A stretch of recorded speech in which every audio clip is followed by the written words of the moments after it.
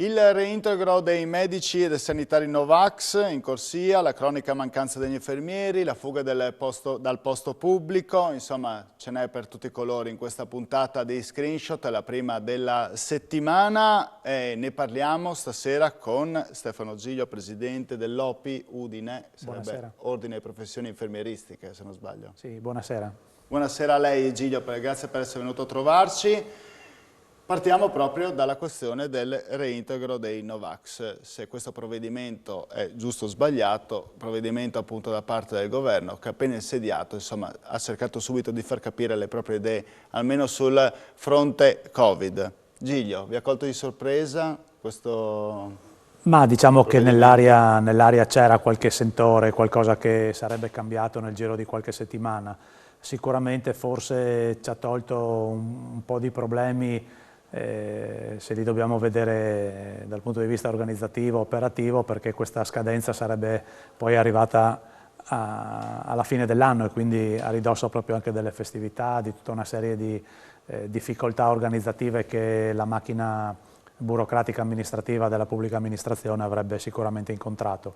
Non che ci sia stato più semplice doverlo fare in questo periodo, perché comunque è una lotta a fare tutto di corsa, tutto di fretta, perché giustamente anche questi colleghi hanno piacere di tornare al lavoro. Certo. E quindi abbiamo cercato di fare di tutto già fin da oggi per dare questa possibilità. Adesso lei mi spiegherà un po' quello che sta accadendo proprio in queste ore, anzi a cominciare proprio da oggi, perché se non sbaglio il reintegro partiva dal 1° di novembre, ma poi c'era una festività di mezzo, quindi diciamo il gran lavoro è stato fatto proprio nelle scorse ore, nelle primissime ore di oggi. 345 99 568 97 per chi volesse mandare dei messaggi, esprimere le proprie opinioni. Ne esprimo una mia personale: siamo nel paese dei condoni, siamo nel paese dei perdoni, e in questo caso è più facile perdonare che continuare nelle proprie scelte che erano state effettuate. Vero è, legittimo, che siamo in un governo di centrodestra e soprattutto governato da Meloni, che già aveva espresso insomma, dei dubbi riguardo alle imposizioni del passato,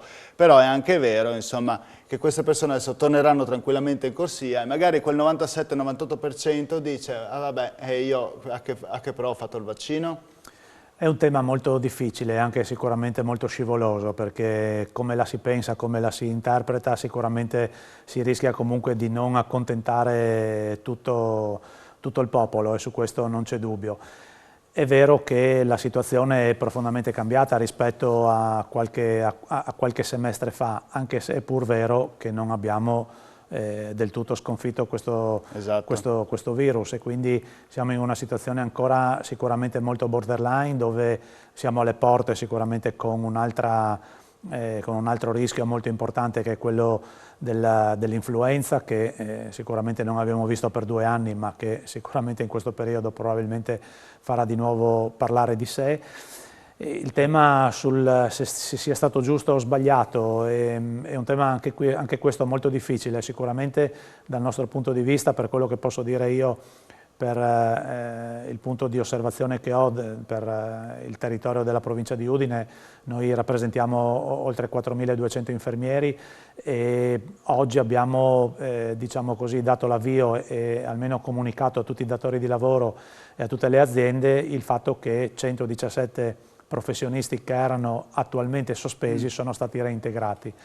Se dobbiamo vederlo anche dal punto di vista di un eventuale ragionamento sulla carenza di personale, possiamo tranquillamente dire che su un'azienda come la nostra, che ha, parliamo della SUFC, che ha oltre 4.000 infermieri dipendenti, 100 infermieri in più, 100 infermieri in meno, sicuramente è un numero potrebbe essere un numero importante, ma se lo vediamo nel macrosistema, probabilmente sono il numero delle malattie che avrà lo stesso datore di lavoro nel periodo di qualche mese, per cui sicuramente siamo stati sicuramente in grado di far fronte ad una carenza organizzativa di questo genere. E su questo parleremo tra poco, proprio sulla questione delle carenza organizzativa. Certo è che, tornando sempre al discorso di prima, che esempio si dà dal punto di vista deontologico quando delle persone rientrano in corsia, magari non hanno mai fatto un vaccino, magari ne hanno fatto uno, due, quello che è, nell'obbligatorietà che c'era di farne tutte e tre. Anche perché io dico, dal punto di vista deontologico, io penso che nelle professioni infermieristiche e nelle sanitarie ci sia quella di tutelare il malato, ci sia quella di tutelare il paziente. È come se dicessero a me di dare l'informazione, ma in verità io non la do. Sbaglierei. Però, in questo caso... Beh, in questo caso sicuramente anche questo, torno a dire, sarà forse una risposta molto semplice e un terreno veramente molto ma molto scivoloso. Per quale motivo? Perché se è vero che la nostra professione è fatta da professionisti che hanno studiato, hanno abbracciato la scienza medica, hanno abbracciato le evidenze scientifiche, sono al passo sicuramente con la ricerca e con gli studi scientifici che tutti i giorni e tutti i periodi ci vengono in aiuto. Di sicuro in questo tema l'ha fatta da padrone l'impositività di un decreto che probabilmente ha visto per qualcuno... Politico. Possiamo mettere, cioè, è la politica che ha deciso. Si può dire tante cose a livello di scienza e di ricerca che lei dice, ma alla fine chi ha deciso sono i politici. Il legislatore in questo caso ha fatto la scelta probabilmente più idonea per quel momento, per quel contesto, per quella situazione che stavamo vivendo e che probabilmente era frutto di scelte e di ragionamenti che in quel contesto avevano dei presupposti molto importanti. Stessi presupposti che anche la nostra professione si basa proprio sulla deontologia, sull'aspetto etico, e quindi anche lì probabilmente, devo essere sincero, dal mio punto di vista, dal mio osservatorio, ritengo che forse non abbiamo fatto una gran bella figura dal punto di vista dell'insieme della famiglia delle professioni sanitarie, non solo l'infermieristica, anche quella medica, anche quella delle altre professioni che hanno vissuto e che stanno vivendo la nostra stessa realtà. Probabilmente c'è la necessità sicuramente di ritornare ad un senso di appartenenza, ad un senso di proattività verso il cittadino, verso l'utente, verso la nostra stessa professione, e dobbiamo forse probabilmente riscoprire anche un senso di unità all'interno delle nostre professioni sanitarie, perché solamente insieme possiamo trovare probabilmente il bandolo della matassa. Le fa onore, insomma, questa specie di dichiarazione, un mea culpa anche da parte di Presidente, insomma, di un ordine. E allora mi stanno arrivando alcuni messaggi, le leggo alcuni, insomma. La prima che dice da verificare tutto questo, cioè dice: io ho colleghe che hanno sempre lavorato anche se non in regola e nessuno ha mai controllato il Green Pass a nessuno. Completamente da verificare questo, non so se ha mai sentito lei. Può essere successo, però, sì, può essere successo, però è vero anche che gli ordini professionali si sono basati su una piattaforma nazionale dove noi, io posso raccontare l'esperienza dell'Ordine di Udine, noi regolarmente ogni settimana avevamo uno slot di nomi da controllare, da verificare sul database nazionale, sulla piattaforma fornita dal Ministero, e però l'obbligo del controllo del Green Pass spettava al datore di lavoro, per cui noi eravamo deputati a controllare e a fare le verifiche sull'accertamento dello stato vaccinale. Sull'accertamento invece del controllo del Green Pass, quello spettava al datore di lavoro, e quindi lì bisogna andare a vedere la specifica situazione, che cosa può essere successo. Secondo me i sanitari dovrebbero avere mascherine per sempre, al di là del Covid. Immagino che alcuni reparti sia già così. Quella questione della mascherina sembrava che dovesse decadere, poi è arrivato Mattarella, nel migliore dei tackle scivolati, insomma è riuscito a fare in modo che la mascherina fosse tenuta nei reparti, no? E così è giusto? Io vi rispondo per come mi comporto io nel mio ambito lavorativo. Io lavoro in rianimazione, tutti i giorni, anche prima del Covid, portavo la mascherina. In determinate attività e a maggior ragione in determinate situazioni in cui il livello di rischio era sicuramente aumentato, la mascherina la portavo e continuerò a portarla anche quando il legislatore ci dirà che forse questo presidio potrebbe non essere più utile o potrebbe non essere più indispensabile in determinati contesti. Faccio dall'altra parte un altro paragone che probabilmente già altri hanno evidenziato. Quando c'è successo di dover viaggiare al di fuori del nostro territorio, se avete fatto caso, i cinesi, gli orientali hanno molto sempre bene. portato la mascherina Sì. in situazioni anche a noi probabilmente non conosciute. Sì. Per cui probabilmente, e forse probabilmente anche grazie alla mascherina, per 2 anni non abbiamo visto l'influenza. Per cui riflettiamo anche su questi aspetti, poi dopo credo che come ognuno di noi ormai ha imparato ad essere così consapevole di azioni, consapevole di considerazioni e anche essere in grado di poter valutare anche situazioni di cui magari non abbiamo competenza, ognuno poi dopo farà tesoro delle proprie azioni. Insomma. Mi spiegava che oggi è stata, all'inizio di questa puntata, una giornata di fibrillazione perché avete dovuto avviare tutte queste procedure. Cosa state facendo adesso? C'è un infermiere Novax, ho detto Novax, ma un infermiere insomma, che prima era stato sospeso, adesso cosa succederà? Ci sarà un reintegro immediato per lui? Una volta può spiegare insomma, certo, anche a chi ci ascolta? Il decreto ministeriale prevedeva appunto che dal 1° di novembre la norma veniva a decadere, per cui ufficialmente dal 2 di novembre tutto il personale che era stato sottoposto alla sospensione dall'iscrizione all'albo professionale viene automaticamente reintegrato.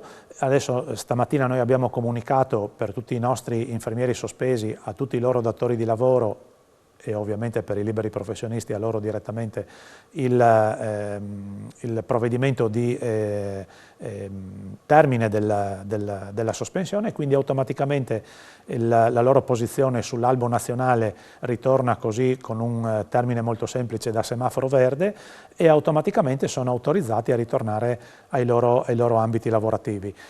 È un prerequisito fondamentale perché l'iscrizione all'albo e quindi essere in regola con l'iscrizione all'albo è un prerequisito fondamentale per poter esercitare, per cui senza questo passaggio formale in teoria il dipendente non sarebbe potuto essere reintegrato. Poi anche lì ci sono delle sfumature a cui spesso magari scattano. Dove verrà reimpiegato e quando verrà reimpiegato lo scopriamo dopo la pubblicità, forse ce lo risolve direttamente il Ministro che ha parlato proprio pochi minuti fa. Pubblicità.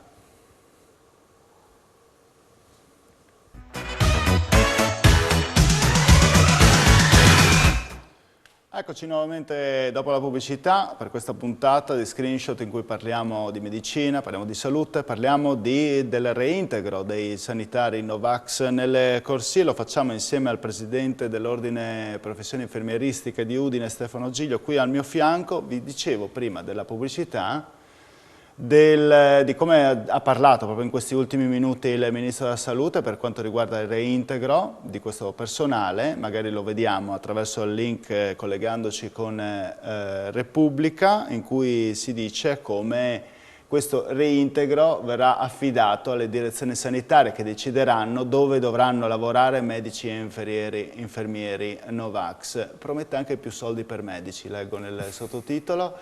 E dice per il nuovo responsabile della sanità fare le somministrazioni è una questione deontologica, ne parlavamo proprio prima nella prima parte.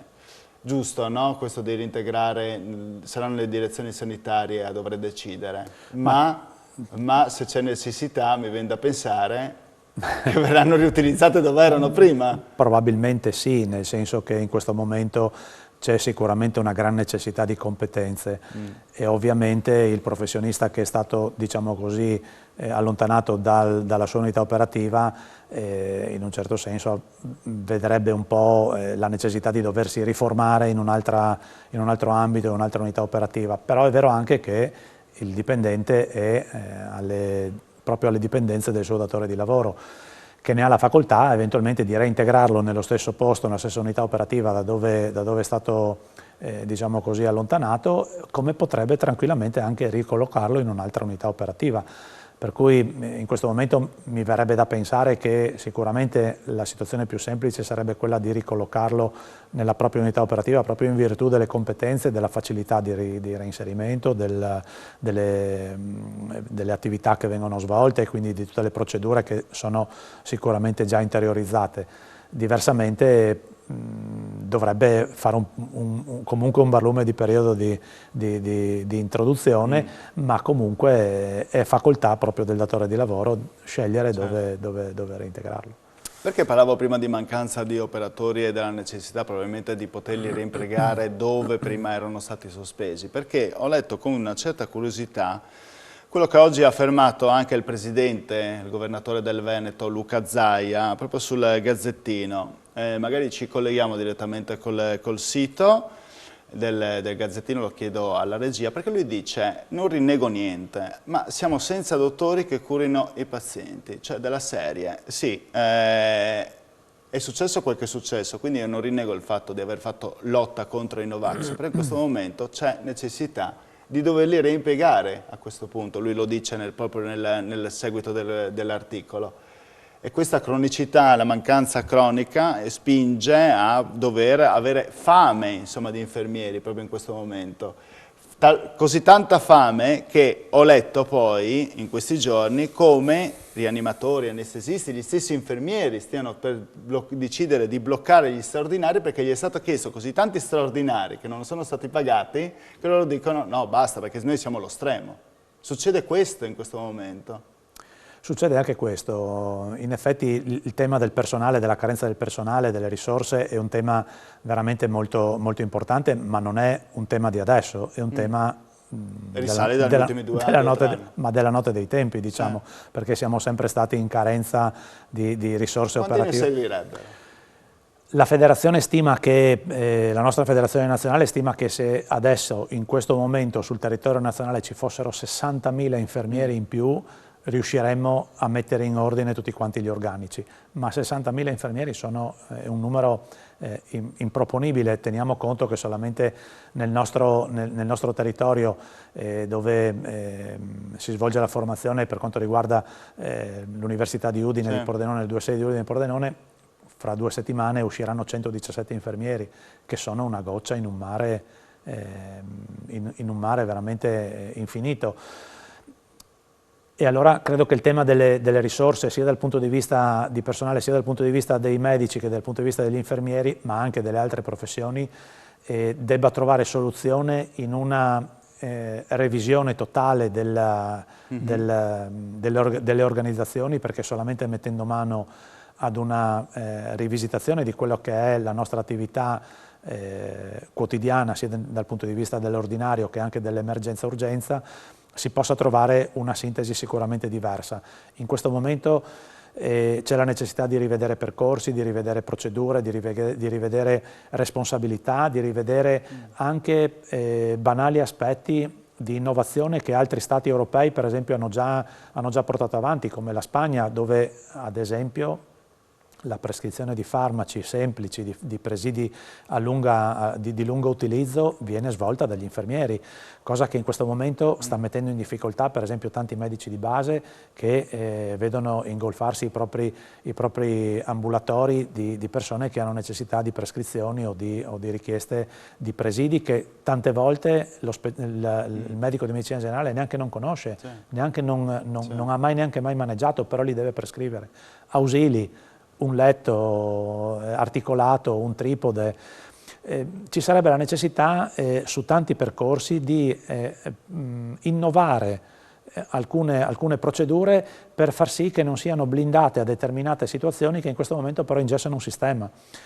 E mi riferisco anche al fatto che probabilmente all'interno delle nostre organizzazioni, se andassimo a rivedere l'assetto organizzativo dal punto di vista gestionale, dal punto di vista di responsabilità e dal punto di vista di gestione di percorsi e di procedure, sicuramente potremmo trovare sintesi nel riscoprire, quindi nel ritrovare quelle unità operative che in questo momento spesso magari vengono ingessate proprio da meccanismi che sono obsoleti e quindi lì troveremo sicuramente qualche risorsa. Sono obsoleti anche gli accessi al vostro tipo di professione? Diciamo che ci stiamo rendendo conto, soprattutto negli ultimi anni, che la nostra professione non è più appetibile. Se fino a qualche anno fa... Ne dato il fatto che, io dico anche un dato che ho letto proprio in questi giorni, il saldo, la bilancia insomma è assolutamente negativa per quanto riguarda l'azienda sanitaria Friuli Centrale, dice di 107 infermieri che se ne sono andati nell'ultimo anno, 32 sono stati assunti. Esatto. E questo è un indice veramente con dati negativi, ma che ormai ce ne stiamo rendendo conto da qualche anno. E se per tanti anni abbiamo ancora vissuto di rendita delle scelte fatte dai precedenti governi, dove le due grosse decisioni che hanno portato ad attirare verso la nostra professione un numero importante di futuri infermieri sono state il passaggio dalla categoria da C a D e il fatto di aver dato un incremento salariale importante negli anni 85-90 di circa, quella volta era quasi circa 500.000 lire in più di stipendio.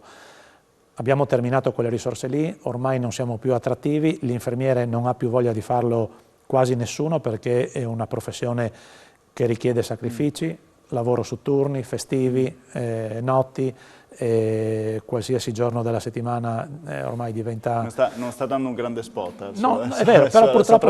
Però no, è vero anche che lei è giusto che lo dica queste cose, certo. lo faccia presente, insomma, e quindi quali sono le problematiche, perché magari da così si può cambiare. Certamente, quindi tutti solo insieme, denunciando, insomma, sì, dobbiamo trovare delle soluzioni che devono portare proprio ad un'attrattività maggiore verso la nostra professione, perché se no ci ritroveremo veramente senza infermieri da qui a poco tempo. Nel dietro col Quinte però lei mi ha confessato, insomma, che nei prossimi giorni ci saranno dei laureati. Sì, come ho detto prima, le prossime settimane usciranno 117 nuovi laureati del corso di laurea della facoltà di Udine. Questo pareggerà quei 117, proprio 117, come quelli famosi sì, che non siano vaccinati. Sono 170 circa i posti messi a bando ogni anno dall'Ateneo udinese. Purtroppo qualcuno se ne perde sempre per strada e notiamo che c'è anche un allungamento nei percorsi formativi, quindi non tutti escono regolarmente nei 3 anni, qualcuno esce in 4, qualcuno esce in 5, qualcuno anche in qualche anno in più. Per cui purtroppo non tutti gli anni abbiamo sempre lo stesso numero da poter inserire nelle strutture sanitarie, ed è vero anche che ci sarà sicuramente una guerra tra le aziende ospedaliere e le case di riposo per cercare di contendersi appunto a questo personale. Cosa bisognerebbe fare a quel punto? Secondo me bisognerebbe veramente sedersi tutti intorno a un tavolo e trovare delle strategie affinché case di riposo, residenzialità, territorio e aziende ospedaliere possano trovare una sintesi in maniera tale che possano in un certo senso anche condividersi il personale, tanto è vero che noi ci siamo fatti portavoce affinché la Regione attui questo percorso innovativo attraverso la conferenza Stato-Regione, affinché l'infermiere possa svolgere la propria attività al di fuori del proprio turno di lavoro, in libera professione, in extramoenia, come fa per esempio anche il medico, cercando di dare delle soluzioni, magari anche tampone, però se nel nostro tempo libero riusciamo a dare una mano anche a quelle strutture che hanno bisogno di personale, potrebbe essere sicuramente un aiuto, insomma, e quindi c'è bisogno di questa innovazione che fa parte di tutte le innovazioni che ho elencato poc'anzi.